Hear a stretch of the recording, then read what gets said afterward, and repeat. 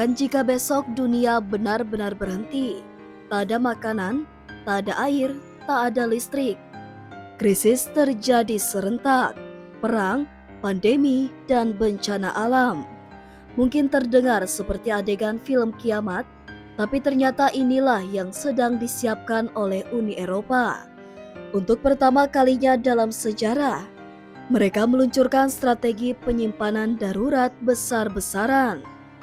Uni Eropa kini tengah berada dalam kondisi siaga tertinggi. Sebuah strategi bernama Uni Eropa Stockpiling Strategy diumumkan pada 9 Juli 2025 oleh Komisi Eropa. Tujuannya menjamin pasokan kebutuhan hidup dari makanan, air, bahan bakar hingga obat-obatan selalu tersedia apapun krisis yang terjadi. Yang membuat ini makin mengejutkan, NATO memperingatkan kemungkinan Rusia akan menyerang dalam 5 tahun ke depan. Perang Ukraina terus berkecamuk dan mendekati perbatasan negara-negara anggota. Rusia bahkan disebut oleh Vladimir Putin sebagai menghadapi bahaya kiamat.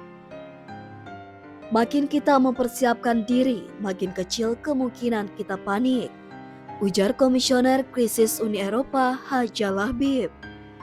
Strategi ini bukan sekadar formalitas, ada daftar panjang barang vital yang kini disiapkan secara masif di seluruh Eropa, seperti stok makanan siap saji dan bahan makanan pokok, persediaan air minum, bahan bakar cadangan untuk transportasi dan listrik, obat-obatan penting, perlengkapan pertolongan pertama dan penyelamatan jiwa. Bahkan Uni Eropa menyerukan seluruh keluarga untuk memiliki paket bertahan hidup 3 hari sejak Maret 2025.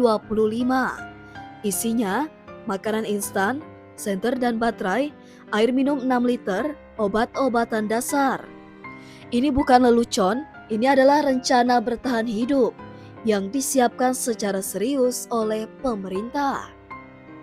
Beberapa negara anggota Uni Eropa seperti Finlandia sudah lebih dulu punya sistem ini. Finlandia yang berbatasan 1.300 km langsung dengan Rusia merasa berada di garis depan ancaman perang.